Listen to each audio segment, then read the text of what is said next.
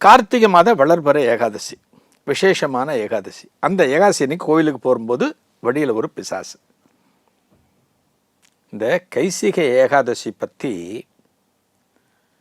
வராக புராணம் அதில் ரொம்ப சிறப்பாக சொல்லப்பட்டிருக்கு. இந்த நம்பாடுவான் கதையை வராக பெருமாள் பூமாதேவிக்கு சொல்கிறாராம். எவ்வளோ பெரிய பாக்கியம் பாருங்கோ. வராக பெருமாள், இந்த வராக அவதார பெருமாள் பூமாதேவிக்கு இந்த கதையை சொல்கிறார்.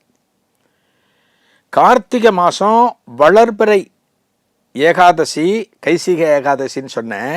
அன்றைய தினம் பெருமாள் ஆலயத்திற்கு நாம் சென்று, எந்த பெருமாள் கோவிலாகவும் இருக்கலாம், அங்கே போய்ட்டு இந்த கைசிக மகாத்மியம் நம்ம படித்தோம், குழுவாக படித்தோம், தனியாக படித்தோம், இல்லை யாரானும் படிக்கிறத நம்ம கேட்குறோம் அப்படின்னாலே வராக பெருமான் நான் அவர்களுக்கு அருள்வேன், அவர்களுக்கு தேவையானவற்றையெல்லாம் நான் கொடுப்பேன்னு சொல்லியிருக்கார். வராக பெருமாள் சொல்லியிருக்கார்.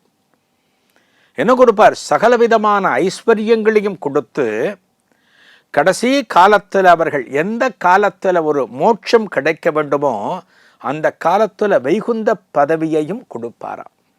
அத்தனை விசேஷம் கைசிகை ஏகாதசி.